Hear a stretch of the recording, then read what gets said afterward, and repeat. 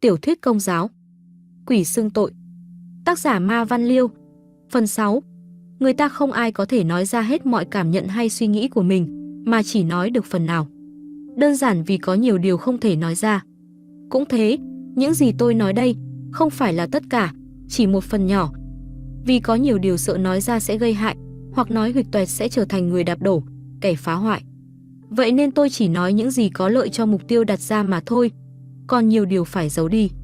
Phải nói những ngày đầu bước vào đại chủng viện khi còn là một cậu học sinh vừa xong lớp đệ nhất, lớp 12 bây giờ, tôi ngây thơ không biết gì. Bây giờ nhập trường lần nữa sau 2 năm triết học và 2 năm giúp xứ Đa Chuân, tôi bỗng nhận ra nhiều điều mới, nhiều điều trước kia không nhận thấy. Trong số những điều tôi nhận ra có một điều gây nguy hại vô cùng cho chủng sinh và cho cả giáo hội.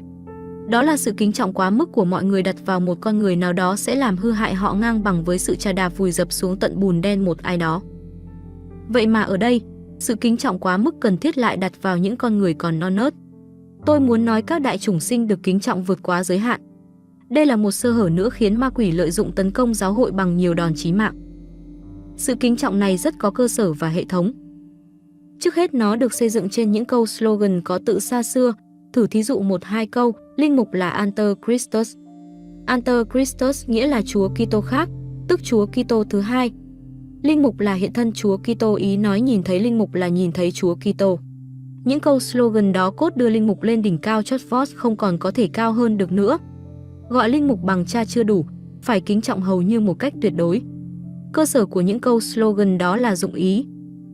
Sự kính trọng này được trang bị bằng vũ khí cực khủng, đó là chức thánh với những lời răn đe không được động đến người có chức thánh. Tất cả được xây dựng có bài bản và cơ sở lý luận hoàn hảo, lại nhồi sọ giáo dân liên tục kiểu cha truyền con nối. Từ đó, những người được đào tạo để làm linh mục cũng được kính trọng đặc biệt một cách tất nhiên.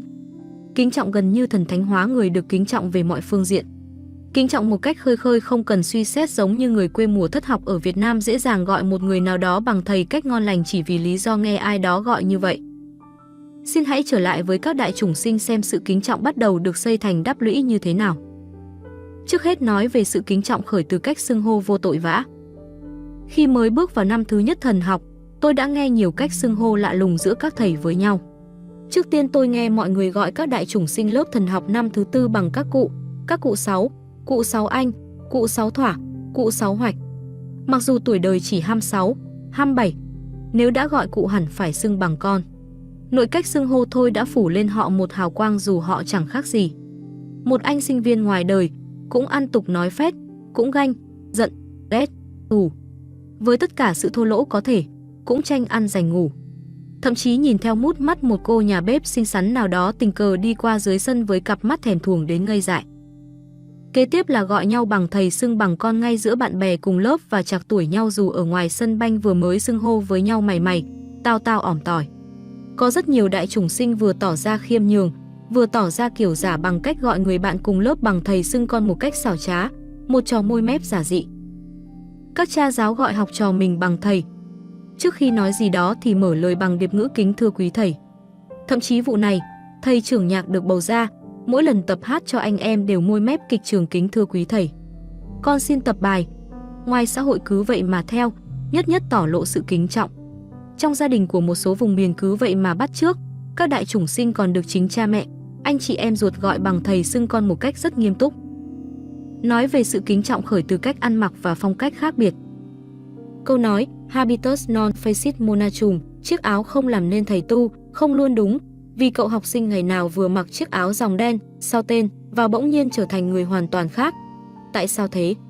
Thưa tại vì chiếc áo dòng đen do người châu Âu xưa kia thiết kế khéo tạo một phong cách đặc biệt cho người mặc, màu đen mang lại vẻ trang nghiêm siêu thoát, chiều dài chiếc áo tạo dáng bệ vệ, vai ngang và hàng nút đen bóng từ cổ chạy dài xuống đôi giày đen bóng tạo dáng quý phái của một quý tộc, cổ áo cao hé mở một khoảng cồn trắng tạo vẻ thanh tú. Thiết kế như thế tạo cho đại chủng sinh và linh mục một hình ảnh đáng kính qua y phục. Có lần một người bạn cùng lớp bị đàn anh mắng xối xả vì tuổi trẻ ngứa tay ngứa chân, bản năng đã khiến đùa giỡn bằng động tay động chân. Để kết thúc, người đàn anh nhắc nhở thêm một câu. Phải giữ cái noblesse chứ. Noblesse, tiếng Pháp, là tính quý phái. Ý nói phải tỏ ra mình luôn là giới quý tộc, người quý phái. Nói về sự kính trọng khởi từ cách đối đãi và suy nghĩ. Các đại chủng sinh được mọi người từ lớn tới nhỏ đối xử rất tử tế, dành cho những biệt đãi.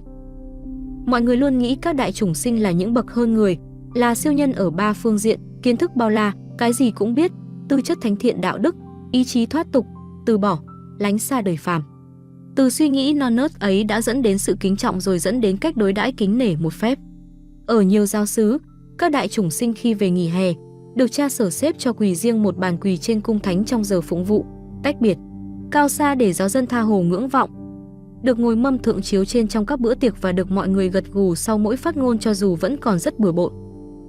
Từ sự kính trọng quá mức ấy, các đại chủng sinh luôn tỏ ra kiêu hãnh, xa cách và rất giả hình. Và giáo hội đã hở sườn cho ma quỷ mặc sức chưa tấn công đã chiến thắng giòn giã. Tôi còn nhớ cha sở Luca từng dạy, ma quỷ luôn tấn công chúng ta qua ba mặt. Một là kiêu ngạo, hai là tự lừa dối và ba là tham danh. Đó chính là ba trước mà họ đã dùng để cám dỗ Chúa trong sa mạc sau 40 ngày chay tịnh. Họ chỉ cần dương bẫy kính trọng thôi là người ta sa vào ba trước đó. Thật vậy, giả sử các linh mục có phạm thứ tội gì đi nữa, đều khởi từ ba mối tội ấy. Thậm chí 7 mối tội đầu cũng khởi từ ba cội ấy. Cha Luca kể một câu chuyện kèm theo lời căn dặn ấy giúp tôi nhớ dai. Cha kể, một hôm tôi ngạc nhiên khi thấy ông giáo dân nổi tiếng khó tính, hay lý sự và ngông nghênh nhất họ đạo mời tôi và hai cha phó đến nhà ông ăn dỗ. Tôi từ chối. Người đàn ông bằng vẻ mặt chân thành thuyết phục. Từ bao đời dòng họ con không bao giờ mời những người có chức quyền đạo lẫn đời đến nhà để tránh tiếng xu nịnh. Đây là lần đầu tiên do kính trọng cha đặc biệt nên con mời. Đến nhà ông sớm một chút cốt để tiếp xúc thêm với giáo dân, nhưng tôi và hai cha phó hoài công vì chờ mãi vẫn không thấy có thêm thực khách nào nữa đến dự. Hơi thắc mắc, tôi hỏi, nghĩa là chỉ có ba chúng tôi thôi? Người đàn ông vừa gật đầu vừa dạ, tiếp theo là im bặt không nói gì thêm. Tôi muốn gạn hỏi lý do nhưng thôi, vì nghĩ rằng không có thêm ai nữa biết đâu lại hay. Thay vì tìm hiểu chủ nhà qua đám đông thực khách thì tìm hiểu trực tiếp qua chuyện trò. Khi chiếc đồng hồ cổ trong nhà của ông ta gõ 12 tiếng cùng lúc với chuông nhà thờ ngân vang, người đàn ông mời ba chúng tôi vào gian nhà trong nhập tiệc.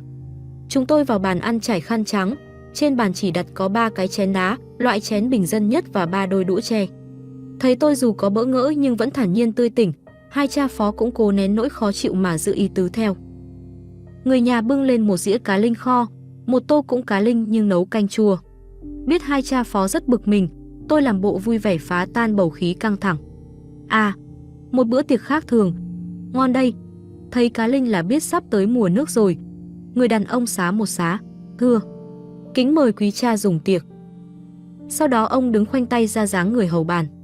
Mặc cho tôi thuyết phục thế nào đi nữa, ông cũng vẫn không chịu ngồi ăn. Tôi vừa ăn được vài đũa thì hai cha phó cùng đứng lên xin kiếu viện lẽ có việc ở trường trung học. Tôi thừa biết hai cha cảm thấy bị chơi đau nhưng vì vuốt mặt phải nể mũi nên ra về lịch sự. Nếu không có tôi, hai cha phó mần thịt người đàn ông lập dị và sức láo này rồi. Tôi cố gắng giữ mình cho thật bình tĩnh bằng cách vừa ăn tiếp để tìm hiểu căn nguyên sự việc, vừa xét xem rồi những đòn phép gì sẽ tới. Tôi nói với người đàn ông cốt để thăm dò. Ông Tư đừng để bụng, chỉ tại chúng tôi nghe lầm là tiệc giỗ, hóa ra bữa cơm gia đình. Người đàn ông không có vẻ hề hấn gì, trái lại còn chậm rãi phân bua. Thưa cha, đây là tiệc chứ không phải là bữa cơm gia đình, vì người trong gia đình không ngồi ăn cùng khách mời. Ông ta nói tiếp theo ngay. Ai không biết những gì các cha ăn hàng ngày toàn là cao lương mỹ vị. Vậy mời các cha đến cũng để lại cũng ăn cao lương mỹ vị, liệu như thế có phải là đãi tiệc không? Tôi rất bất ngờ với lối lý sự như thế, nhưng lòng yêu thương giáo dân khiến tôi không bao giờ mất đi sự bình tĩnh. Tôi làm bộ cười sảng khoái. Hay à, ông Tư nói tiếp đi. Người đàn ông có vẻ phấn khích, lên giọng nói thêm. Vả lại, với những người chuyên nói, chuyên giảng và chuyên sống theo Evang như các cha, hà cớ gì lại không ăn cả.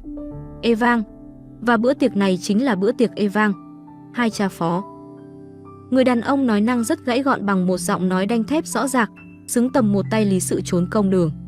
Biết ông sắp tấn công hai cha phó, tôi cười khì khì chặn lại, lái liền sang hướng khác. Thế nào là tiệc Evang? À, tiệc phúc âm. Mặc cho tôi cười kiểu gì thì cười, người đàn ông vẫn vẻ mặt trang nghiêm để tôi thấy rằng ông không có ý gì là đùa giỡn, trêu cợt hay chơi một vố. Ông đường hoàng xá một cái rồi thưa. Kính thưa cha, có 3 đặc tính để được gọi là tiệc phúc âm. Một là tiệc không lấy thức ăn làm trọng như Chúa phán, người ta sống không nguyên bởi bánh. Hai là tiệc không ồn ào, vì ồn ào khiến người ta sống trong ảo tưởng, lừa dối và trí trá. Ba là tiệc không đông người vì đông người tất ghế trên ghế dưới, mâm thượng mâm hạ. Mọi người sẽ đắm chìm trong danh vọng.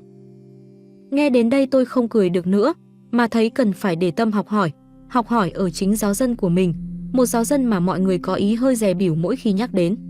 Tôi tiếc cho hai cha phó không bình tĩnh ở lại để học một bài học hiếm. Kể đến đây cha Luca kết luận, người đàn ông kia muốn cảnh báo giới nhà tu về 3 mưu trước ma quỷ dùng để cám dỗ Chúa. Giáo sĩ tu sĩ hàng ngày rơi vào 3 cạm bẫy của họ, một là ham ăn ngon và ham tiền, hai là tự lừa dối mình và lừa dối giáo dân, ba là kiêu ngạo và ham danh vọng. Tiếp theo chuyện trên, cha Luca còn kể tôi nghe tiếp cuộc đối thoại giữa cha và ông lực lượng trong. Một lần ông ta đến để xưng tội. Ông ta bảo, ông nên nhớ, chúng ta không bao giờ đưa cạm bẫy từ đâu đâu đến để gài bắt con người. Mọi cạm bẫy đều nằm sẵn trong con người. Tôi gật đầu chân nhận, rồi hỏi, cạm bẫy nằm sẵn nào? Nguy hiểm nhất? Ông lực lượng trừng mắt. Ông hỏi để làm gì? Bỗng ông ta dịu giọng, nhưng mà có nói ra cho con người biết, cũng chẳng ăn nhầm gì. Vì tính chủ quan lại chính là một cạm bẫy khác khiến con người cứ hết mắc bẫy này đến mắc bẫy khác. Cạm bẫy lớn nhất là thích danh vọng. Xét mình thật nhanh, tôi tự tin phản bác. Ông nói sai rồi, ít ra là với tôi, vì còn nhiều người không thích danh vọng. Ông lực lượng cười ha hả. Chúng ta sai hay ông sai? Chỉ là nhiều hay ít, để lộ hoặc che giấu. Con người, chém chết ai cũng thích danh vọng. Ông xét mình kỹ chưa? Chúng ta gặt hái biết bao linh hồn chỉ bằng cạm bẫy nằm sẵn này, nhất là những người tu như ông. Mệnh danh là tu hành, nhưng chỉ sống có độc thân mà thôi, ngoài ra chẳng có gì khác với giáo dân, với mọi người. Tôi vặn hỏi, sao lại như thế? Ông lực lượng kêu lên, à, vậy mới nói. Nói xong, ông ta cười khoái chí trước sự ngờ nghệch của tôi. Ông lực lượng bồi thêm, này, thôi thì đã lỡ ngố tôi cho ông ngố luôn. Kế hoạch của chúng ta là làm cho linh mục ngày càng che khuất Chúa đi. Cha Luca nói với tôi, thực ra cha không ngố, nhưng cha ngỡ ngàng quá thể trước sự tiết lộ này. Một phần bởi vì cha thấy quá đúng. Bài học từ chuyện kể của cha Luca đã cho tôi nhận thấy tôi và các bạn luôn tự làm mồi cho ma quỷ. Thay vì học hỏi và luyện tập để hãm dẹp lòng ham thích danh vọng thì chúng tôi ngày đêm đang tu bổ cho bản năng ấy. Từ đó, khi ra làm linh mục, chúng tôi sẽ lấy bản thân mình che khuất Chúa là đấng lẽ ra chúng tôi phải trưng bày. Thánh Gioan Tẩy Giả nói, người phải lớn lên, tôi phải nhỏ dần đi, thì chúng tôi làm ngược lại. Ôi, giá như ai đi tu cũng biết rằng tu là từ bỏ, trong đó có từ bỏ lòng thèm khát sự kính trọng. Loài người là động vật rất hay đóng kịch, ngay từ còn nhỏ, để lôi kéo sự chú ý của cha mẹ. Không biết bao lần bé đã đóng kịch dù rất vụng về, lớn lên đóng kịch với bạn bè và thầy cô. Khi biết yêu chú chàng nhất là cô nàng đóng không biết bao nhiêu vở kịch dài, ngắn, trên thương trường, trên chính trường. Ôi thôi, kịch là kịch. Về già đóng kịch càng giỏi, với con cháu có hẳn một vị giám mục sắp về hưu đóng kịch nặng một tai, một cha sở già đương nhiệm đóng kịch mở hai mắt. Để làm gì thì ai cũng biết. Người ta còn xây dựng cả một nền kịch nghệ, điện ảnh, để nâng việc đóng kịch lên thành một khoa học, nghệ thuật. Có người đóng kịch liên tục suốt đời. Nhà lãnh đạo càng tài giỏi càng đóng nhiều kịch. Những người có khiếu kể chuyện, có tài hùng biện, những người của quần chúng như các sao, những ai ham danh háo tiếng, giả dối, bon chen, lừa đảo. Ngay cả kẻ hành khất cũng đều là những kịch sĩ có tài. Vẫn với ý hướng vạch trần âm mưu thâm độc của ma quỷ, tôi xin kể chuyện tiếp. Tôi đang ở đại chủng viện với độ tuổi thanh niên. Thanh niên là độ tuổi ít đóng kịch nhất, vì phần đông thanh niên ham tra cứu, mổ xẻ, học hỏi. Tuy nhiên đóng kịch là ngụy trang, là ẩn mình, là che đậy, cho nên không tránh khỏi bản năng đóng kịch vẫn còn đó ở thanh niên để khi cần thì móc ra sử dụng. Nhưng nói chung là ít. Vậy mà ma quỷ đã khích động tính đóng kịch ngay trong đại chủng viện một cách rất khéo léo. Trước tiên ma quỷ dựa vào sự kính trọng của mọi người dành cho linh mục và những người được huấn luyện làm linh mục.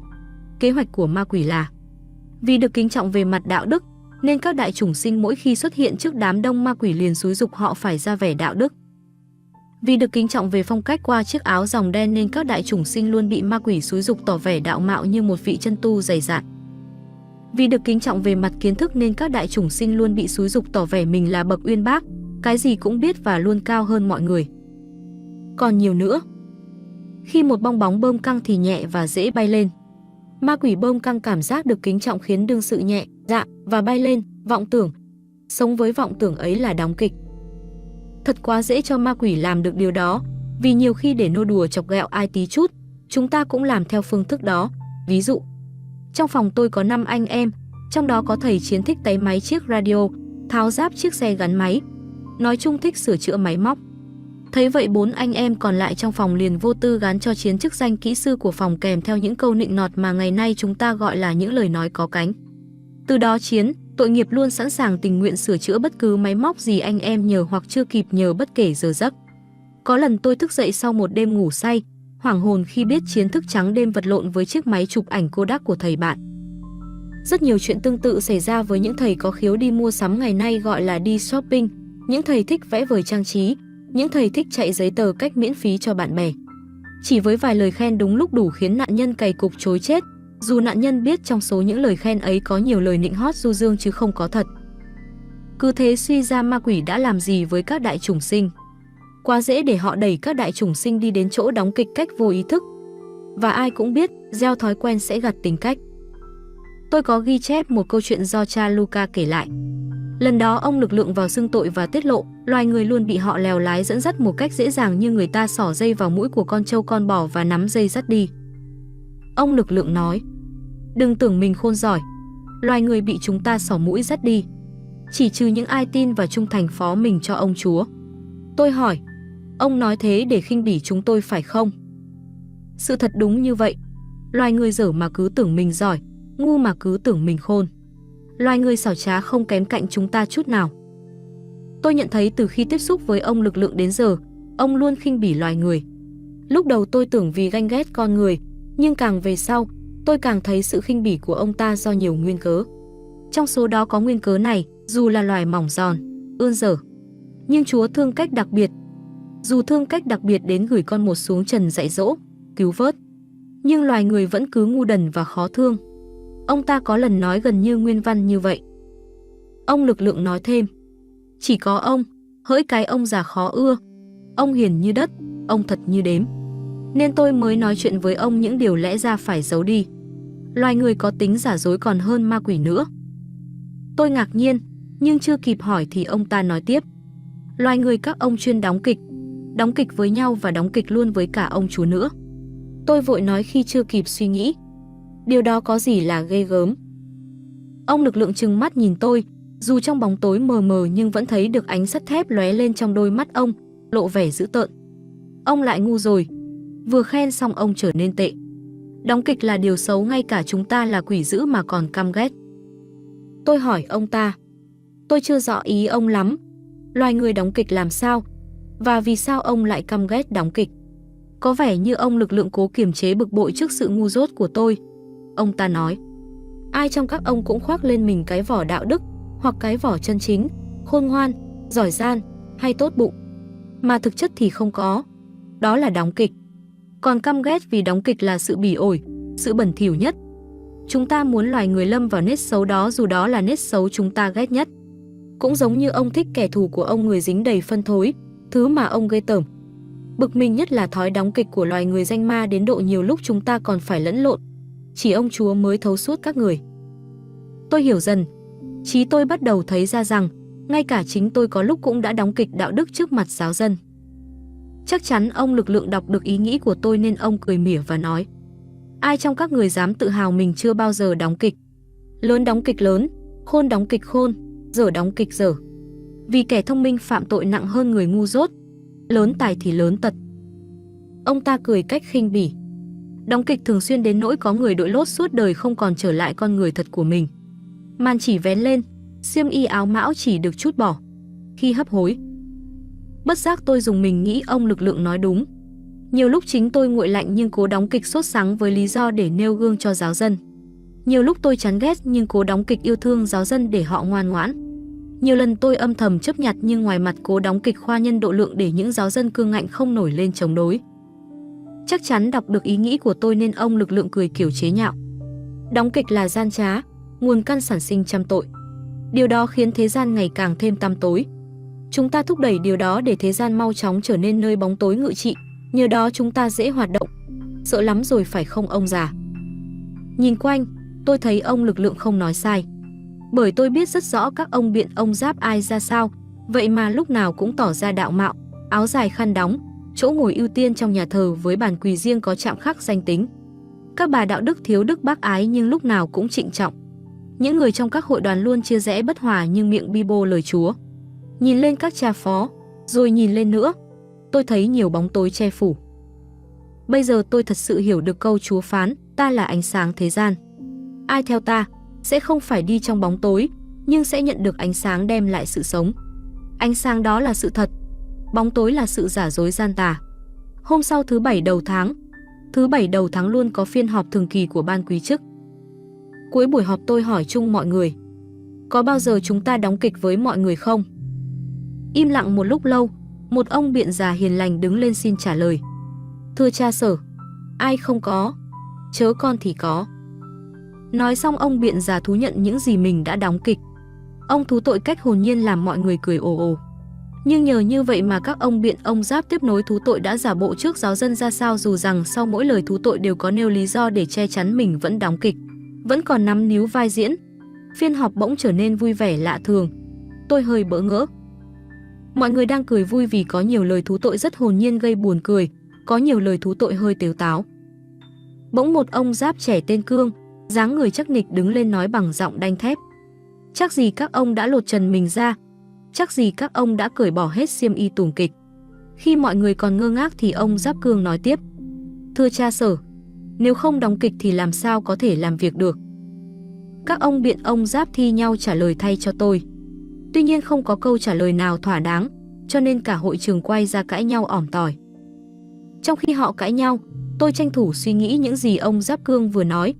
Thật là gay go. Mãi tôi không tìm ra lý gì để nói với ban quý chức. Thấy mình bí lối, tôi nói với họ. Các ông về, ngày mai là ngày Chúa Nhật. Theo thông lệ, thứ Bảy đầu tháng họp bàn chưa xong thì 9 giờ sáng Chúa Nhật hôm sau họp bàn tiếp. Ngày mai khi các ông không tìm ra câu trả lời, lúc đó tôi mới giải. Nói xong tôi giật mình nhận ra mình lại đang đóng kịch. Tôi đang lúng túng thì đúng vào buổi chiều, ông Lực Lượng lại đến. Câu đầu tiên khi vừa gặp tôi, ông Lực Lượng nói ngay. Ông thấy tôi nói đúng chưa? Ai mà không đóng kịch? Nếu ông đóng kịch thì tại sao người khác không đóng kịch? Tất cả đều đóng kịch với nhau. Điều đó khiến thế gian này ngày thêm tăm tối. Và tất cả sẽ nằm gọn trong tay thống trị của chúng ta. Tôi gật đầu thừa nhận. Phải, ông nói không sai. Nhưng chắc chắn các ông có xúi giục. Ông Lực Lượng không chống chế. Bản tính con người vốn dĩ như thế, chúng ta chỉ tận dụng và khai thác thôi mà. Tôi nói ngay. Các ông lái mọi chuyện đi về hướng xấu. Đêm đó tôi thao thức vì suy nghĩ. Sáng hôm sau tôi có một đúc kết và trong buổi họp lúc 9 giờ, tôi nói với ban quý chức. Đóng kịch là dấu ý nghĩ thật, là dấu tình trạng thật, là dấu hành động thật của mình, với mục đích tốt hay xấu. Tuy nhiên đóng kịch sẽ trở thành xấu khi đóng kịch để dối gạt người khác và đóng kịch liên miên đến nỗi trở thành thói quen dẫn đến giả dối. Ông Giáp Cương đứng lên xin nói. Nếu lúc nào cũng trần trụi chân chất thì thiệt thà là cha dại, thưa cha. Tôi đã chuẩn bị sẵn, nên đáp lại cách dứt khoát và gãy gọn cho ông Giáp Cương lẫn cho toàn thể ban quý chức. Câu trả lời đúng nhất dành cho tất cả chúng ta, những người lãnh đạo họ Đạo là lời Chúa phán, ai muốn làm lớn giữa anh em thì phải làm người phục vụ anh em. Không có tiếng trả lời. Tất cả đều im lặng. Từ đó, tôi và ban quý chức cùng nhau khởi sự tập sống nhỏ bé. Vì muốn làm người phục vụ thì phải nhỏ bé. Khi đã nhỏ bé thì cần gì phải đóng kịch nữa. Loài người có những mâu thuẫn không thể lý giải. Một trong những mâu thuẫn ấy là vừa cứng đầu vừa nhẹ dạ, vừa cương ngạnh vừa mềm yếu. Tỏ ra cứng lòng tin rồi lại dễ tin như trẻ nít. Ta thường nghe có người luôn cảnh giác với hết mọi người nhưng vẫn bị lừa dễ ợt. Bạn của cha tôi là một ông trệt, người Tàu, chủ tiệm thuốc Bắc lớn, tinh như cáo già, đến cả vợ con chưa chắc ông đã tin. Vậy mà một anh chàng thư sinh khố rách áo ôm từ đâu đến và bằng cách nào đó đã chiếm được lòng tin của ông. Chẳng lâu la gì, ông trệt to sầm ấy lần lượt dâng cho hắn nhiều tiền, của. Và để kết thúc, ông dâng nguyên một cô con gái rượu xinh đẹp của mình cho hắn để gia nghiệp sụp đổ tan tành. Chỉ riêng việc tin không tin mà cũng còn nhiều mâu thuẫn, ví dụ cái đáng tin, người đáng tin thì không được tin, việc giả tạo người giả dối thì được tin sái cổ chỉ vì tốt sơn, tốt gỗ. Nhưng có lẽ mâu thuẫn kỳ vĩ nhất là phần lớn người Công giáo nhầm lẫn về đức tin của mình. Nói những điều trên để dẫn đến chuyện đức tin của số đông giáo dân là đức tin không thật. Đức tin không thật à? Thưa phải, đúng là đức tin không thật. Không thật ở chỗ có hình thức mà không có nội dung. Nghĩa là giáo dân chỉ giữ đạo nhà thờ mà không giữ đạo lời Chúa.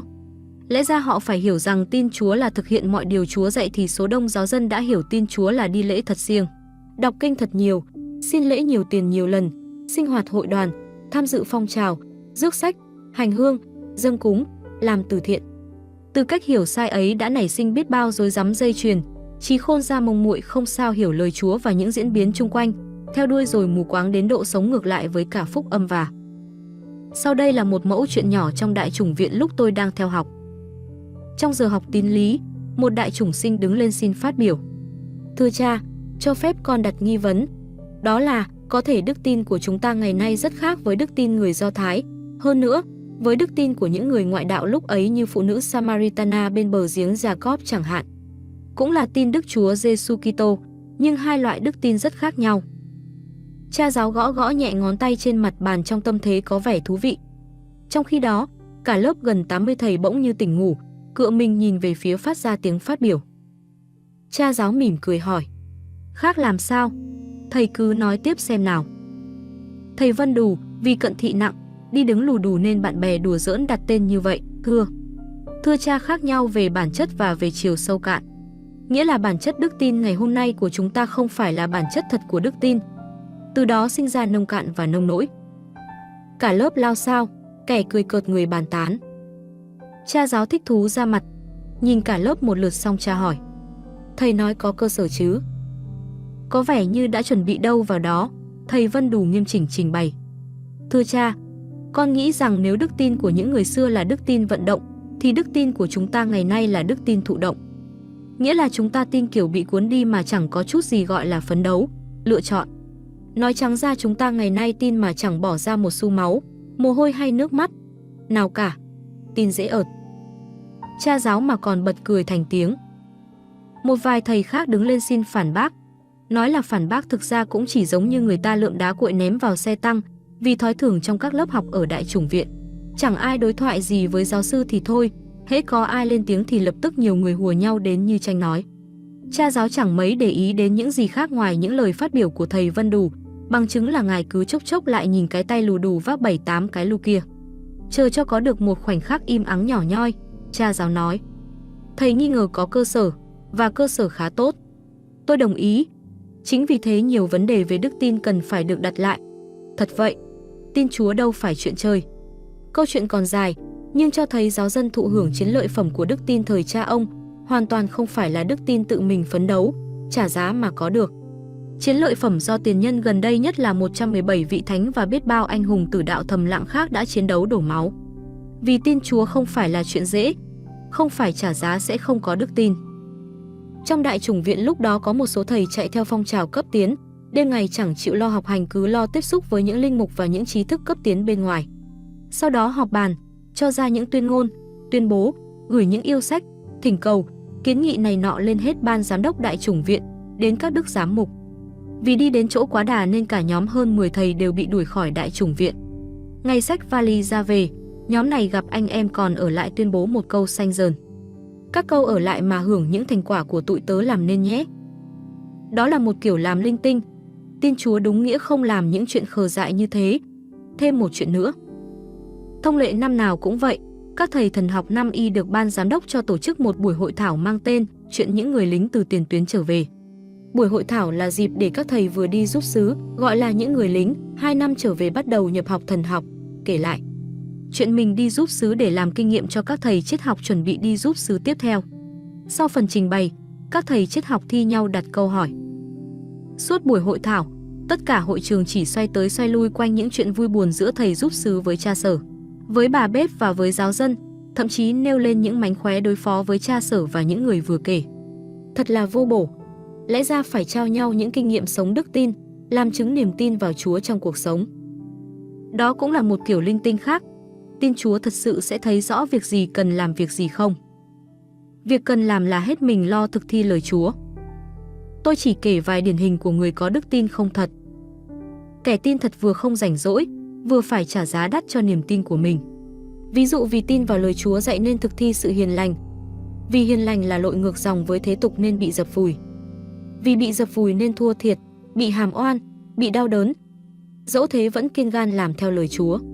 Đó là tin Chúa, đó là đức tin có thật. Ngược lại, người giữ đạo hình thức luôn xuôi dòng với thế tục, có khi còn ở trong một phe nhóm như thế tục vẫn làm, bình ổn, trơn tru, may mắn và an lành. Tin như thế thật dễ, ai mà không tin được. Tin như thế không trả giá gì, nhưng đó không phải là tin Chúa. Tin Chúa sao có thể dễ đến như vậy? Không, tin Chúa phải khó nhọc, nhục tủi và gian truân. Nguy hơn, ma quỷ khôn ngoan dụ dẫn, đưa dắt và du ngủ người ta đi vào con đường tin Chúa hình thức, con đường tin Chúa lót hoa trải thảm, trơn tru, êm ái, dễ chịu, vinh sang. Ngay từ trong chủng viện, để sau này các chủng sinh cũng sẽ dắt theo bao nhiêu giáo dân cùng đi con đường dễ dãi đó. Trong khi kể lại câu chuyện quỷ xưng tội, cha Luca tự thuật chuyện riêng đời mình. Đang ở một giáo xứ nhỏ vùng ngoại ô sau khi chịu chức linh mục được 5 năm. Một đêm kia tôi bị đánh thức tầm 1 giờ sáng để đi kẻ liệt tức đi giải tội, trao mình Chúa và sức dầu cho bệnh nhân hấp hối. Khi đến nơi tôi làm các phép bí tích một cách qua quýt cho mau để về còn ngủ tiếp. Mai là một ngày nhiều việc. Về đến nhà tôi phóng vô giường chìm ngay vào một giấc ngủ sâu. Đang ngủ say, tôi nghe tiếng đập cửa và nói: "Ông cố ơi, tôi mất linh hồn rồi." Tôi giật mình nhưng cứ tưởng mình nằm mơ. Tiếng đập cửa kèm theo tiếng nói lặp lại với âm thanh vừa như ở gần vừa như từ xa vọng lại: "Ông cố ơi, tôi mất linh hồn rồi." Theo phản xạ tôi vừa vùng dậy tốc mùng xỏ chân vào dép vừa hỏi: "Ai đó? Ai kêu?" Nhưng mới chỉ vừa hỏi tới đó tôi đã kịp định thần với câu nói đầy ấn tượng: "Tôi mất linh hồn rồi." Tôi khựng lại. Cùng lúc, tiếng đập cửa và tiếng nói lại oang oang lần nữa: "Tôi là Ba Nhơn. Tôi mất linh hồn rồi. Tôi mất linh hồn rồi ông biết không?" Nghe đến đây tôi rút hai chân lên giường thụt lui chui nhanh vào trong mùng, tim đập mạnh và người bắt đầu run. Trí óc dần nhớ ra mình vừa đi kẻ liệt cho một người đàn ông tên Ba Nhơn. Tôi không dám lên tiếng nữa mà chỉ biết ngồi thu lu một góc. Tôi run đến nỗi giường chiếu mùng mền đều như run theo bần bật. Tiếng nói bắt đầu đổi sang giọng kể lể xen lẫn tiếng khóc nức nở. Tại tôi hết. Hừm, hừm, hừm. Tôi đọc kinh xem lễ mà vẫn chạy theo bùa phép. Tôi tin Chúa mà làm theo ma quỷ. Hừm, hừm, hừm. Tại tôi hết. HM, HM, HM. Tôi đọc kinh xem lễ mà vẫn chạy theo bùa phép. Hừm, hừm, hừm. Tôi tin Chúa mà làm theo ma quỷ. Tại tôi hết. Hừm, hừm, hừm. Tôi đọc kinh xem lễ mà vẫn chạy theo bùa phép. Tôi tin Chúa mà làm theo ma quỷ. Hừm, hừm, hừm. Ba Nhơn cứ lặp đi lặp lại tới lui những câu ấy. Sau đó có vẻ như ông ta bị ai đưa đi, nên tiếng nói nhỏ lại và xa dần. Tôi cứ ngồi ở góc mùng cho tới sáng, giáo dân phải đến dẫn tôi qua nhà thờ dâng thánh lễ. Tôi sợ đến nỗi từ hôm đó, đêm không dám ngủ một mình suốt một thời gian dài. Dẫu sợ, nhưng tôi thấy mình đã học được một bài học quý giá về đức tin. Đó là có hai cách tin, tin bằng hành động và tin bằng hình thức. Nếu ai tin bằng hành động thì sẽ không hình thức. Nếu ai tin bằng hình thức thì sẽ không hành động. Tin bằng hành động là làm theo lời Chúa dạy. Tin bằng hình thức là chỉ đọc kinh xem lễ. Rồi hết.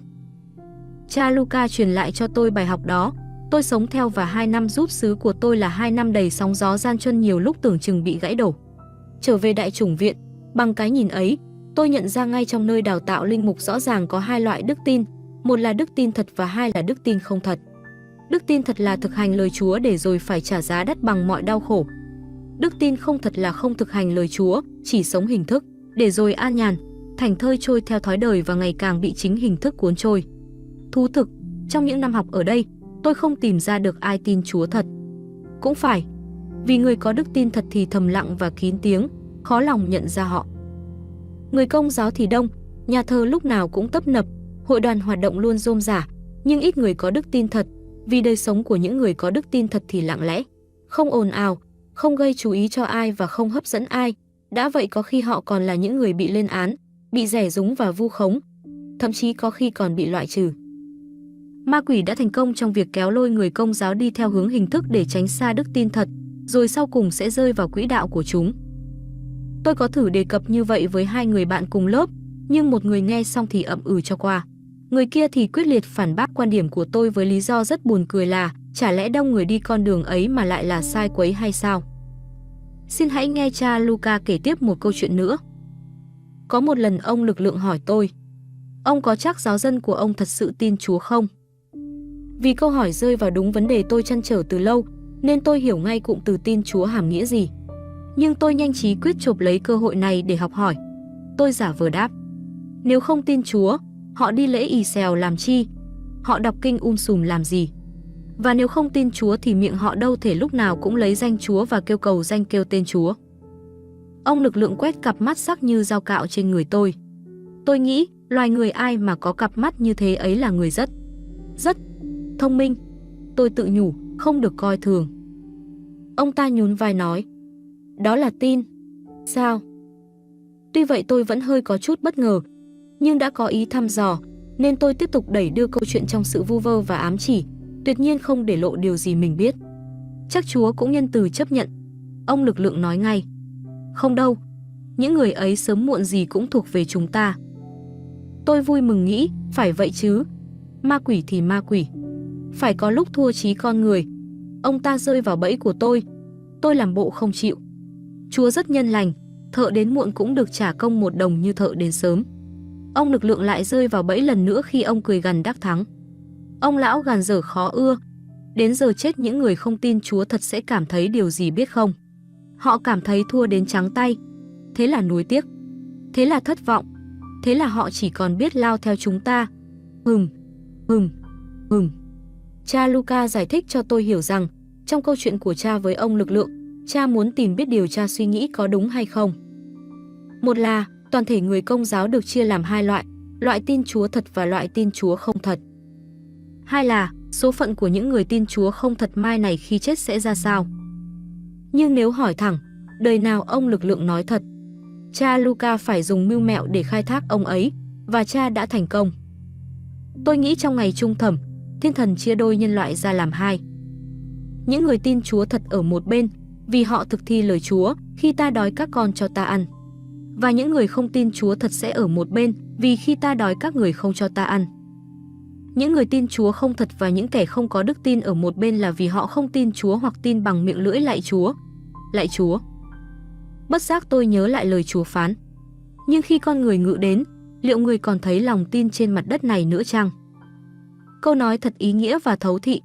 Chúa nhìn thấy trước nên ngao ngán phán như vậy. Tôi quyết tâm sẽ tìm mọi cách cho bằng được, đứng vào số những người tin Chúa thật. Tiếng ông già nói tiếp, tuy khẽ khàng nhưng rất rõ. Bác về thăm con như đã hẹn với nhau.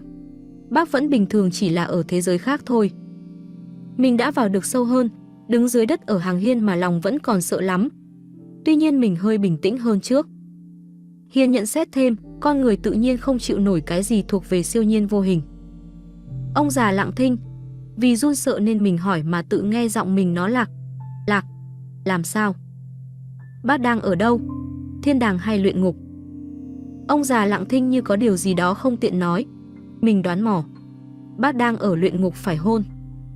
Hỏi đến đây gai ốc ở sống lưng cứ từng cơn rợn lên dồn dập. Mình cắn chặt 2 hàm răng trấn áp nỗi sợ để không bỏ chạy lần nữa. Nhưng do nghĩ đây là cơ hội hiếm có, chỉ lần duy nhất này mà thôi nên mình Rani. Mình gặn hỏi thêm. Ủa sao con hỏi mà bác không trả lời? Khó nói lắm hả? Không có tiếng trả lời. Mình nghĩ ông già đã im lặng như thế thì chính là xác nhận rồi còn. Mình bỗng cảm thấy cám cảnh cho ông già, vì trước khi chết, ông đã chịu quá nhiều đau đớn thể xác do bệnh tật, đau đớn linh hồn do bị vợ con và người thân bỏ rơi trong đơn côi thui thủi. Lẽ ra bây giờ đừng nên chịu đau khổ thêm ở luyện ngục nữa. Không biết nói lời gì để an ủi ông già, mình đành nói lảng tránh qua chuyện khác. Còn tôi thì vẫn đang miên man suy nghĩ về chuyện thiên đàng luyện ngục. Phải rồi Hiền ạ, nếu đã ở thiên đàng thì phải toát ra một thứ ánh sáng rực rỡ gì đó chứ đâu tối mù. Rồi còn đứng im thù lù một góc như nhát ma người ta, phải không? Hiền gật đầu lia lịa, đột nhiên thay đổi giọng kể. Thì đó, Liêu biết không, bỗng dưng mình nghe có một thứ tiếng động rất kỳ dị. Tiếng ấy hiện giờ tuy đã hơn 1 năm qua, vậy mà mình vẫn còn nhớ như in.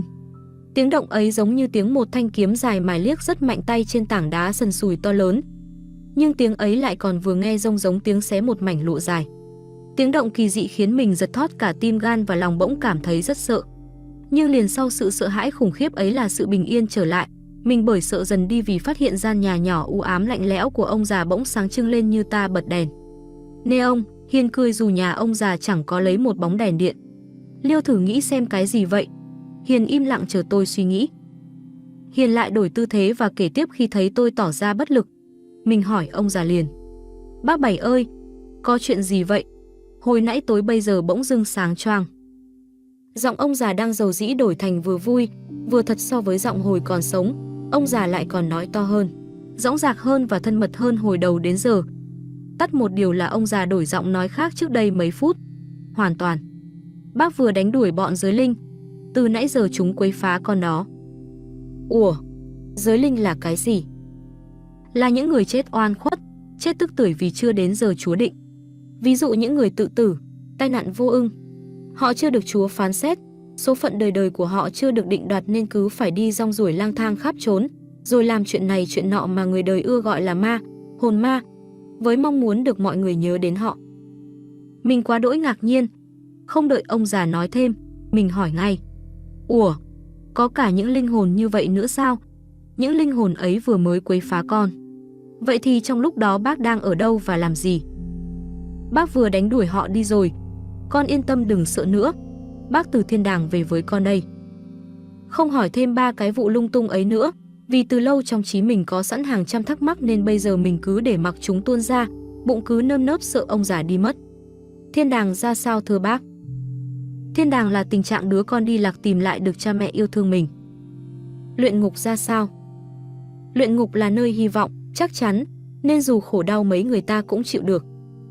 Hỏa ngục thì sao? Đó là nơi không còn một CHUG hy vọng nào, ngược lại chứa toàn sự tuyệt vọng. 4. Cho nên đau khổ lại càng đau khổ hơn. Một tình trạng cuồng điên đi tới mãi. Lúc đó mình thấy hiểu rõ và hiểu cạn, nên không hỏi gì thêm. Hiền cười bẽn lẽn, mình quả vội vàng hấp tấp. Bây giờ lại thấy tiếc. Giá như hỏi cho kỹ cho rõ có hay hơn không? Giọng ông già rất thân thương ngọt ngào hơn cả trước kia làm cho mình không còn sợ hãi gì nữa. Mình hỏi tiếp. Chết ra sao? Bác có thể nói sơ cho con biết được không? Thế giới vật chất là ngục tù, đau khổ phần hồn hay phần xác cũng là ngục tù. Thậm chí nếu có hạnh phúc, những thứ hạnh phúc trần gian sơ sài bèo bọt ấy cũng chỉ là một thứ ngục tù khác mà thôi. Còn chết là được ra tù, được phóng thích, được đi vào thế giới tự do, về nhà, tất cả ví như từ trong khoan hầm chất trội, u tối, ngột ngạt và bức bách. Bỗng được vụt thoát, bay ra bầu trời lồng lộng ánh sáng, không khí trong lành của sự sống. Mình hỏi, vậy chết là sướng chớ đâu là ghê rợn? Ông già giải thích, vì hình ảnh của sự chết là hủy diệt, tiêu vong, không còn tồn tại, chia lìa, nên ai cũng hiểu lầm và sợ hãi. Tuy nhiên với kẻ ác thì chết đúng là đi xuống, nhưng đối với người lành chết là đi lên, đã chẳng những sống tiếp mà còn thăng hoa. Ông già nói năng lưu loát như một tay có ăn có học. Khác trước như trời vực, dân ở thiên đàng về có khác. Mình hỏi tiếp, bác có bị phán xét không? Phán xét ra sao? Bác có chịu phán xét. Phán xét là thức dậy, là mở mắt tỉnh dậy khỏi giấc ngủ mê muội của vật chất để tự thấy ra mọi tư tưởng, lời nói và hành vi tốt xấu của mình từ thuở tuổi khôn cho đến khi chết. Tất cả được phơi bày minh bạch. Thậm chí dù chỉ một lời nói ức hiếp người khác, cũng sẽ phải trả giá đến cùng. Phán xét tương tự như một tấm màn chiếu phim trắng khổng lồ. 5. Bất kỳ một lỗi dù rất nhỏ nào cũng đều được phóng lớn và chiếu lại trên tấm màn ấy không sai không sót một chi tiết. Chúa ra sao hở bác? Ông già hơi ngập ngừng, rồi trả lời bằng một giọng xúc động. Không thể tả Chúa được con ơi, nhưng không phải chết xong mới thấy được người, mà có thể thấy được Chúa ngay ở trần gian khi con còn đang sống. Đó là mỗi khi lòng con yêu thương, quảng đại, nhân ái, thứ tha cho người khác, lòng con xúc động và bồi hồi yêu thương. Chúa là lòng yêu thương đó đấy con ạ. Mình bỗng nhìn thấy Chúa ngay sau lời ông già vừa nói. Vì vậy mà Chúa mới lập đạo yêu thương là đạo Công giáo mình. Ông già nói tiếp theo. Chỉ bác ái yêu thương là đủ một đạo. Có đức tin hay không có đức tin, thiên đàng hỏa ngục, ơn cứu độ, ân sủng năm thảy đều nằm ở chỗ có bác ái hay không. Mình nghe giọng ông già trầm hẳn. Rất tiếc hồi còn sống, không ai dạy bác điều đó. Bác đã không xem bác ái yêu thương là điều cốt yếu trong việc giữ đạo, cho nên trên thiên đàng, bác chỉ là một người rất nhỏ. May mà bác chịu nhiều đau khổ và biết quên điều ác vợ bác gây cho. Mình bạo dạn hỏi. Vậy ai không sống bác ái yêu thương đều xuống hỏa ngục hết phải vậy không? Ông già nói, Chúa là lòng yêu thương, thiên đàng là nơi yêu thương, ai không có lòng yêu thương bác ái làm sao vào chốn đó được. Nói đến đây Hiền vung tay đấm vào không khí với vẻ bực tức, coi như mình đã nắm rõ được vấn đề. Đạo là đường dẫn ta đến Chúa. Toàn bộ đạo Công giáo là yêu thương. Toàn bộ đức tin Công giáo là bác ái yêu thương. Chu mẹ, học đến thần học mới biết điều cốt tử ấy, lại biết do người chết dạy. Tôi an ủi Hiền. Dù gì, biết còn hơn không, tội cho nhiều người không biết, tôi hơn nữa cho người biết mà không làm. Thầy Hiền bạn tôi còn kể tiếp. Qua anh, tôi càng hiểu rõ, đức tin là sống yêu thương như Chúa đã xuống thế giảng dạy. Yêu thương là tất cả, đến nỗi ai đọc kinh ra giả sáng chiều, ai đến nhà thờ siêng năng, ai cúng nhiều tiền cho nhà thờ, hay dù ai có bạt núi lấp biển. Không bác ái thì mọi việc trở thành không. Sau đó không bao lâu, thầy Hiền xuất tu mà không nói lý do, chỉ anh và cha linh hướng của anh biết mà thôi. Anh lập gia đình sống giản dị và thầm lặng cho đến hôm nay. Tất cả những dòng trên đây đều được anh xem qua.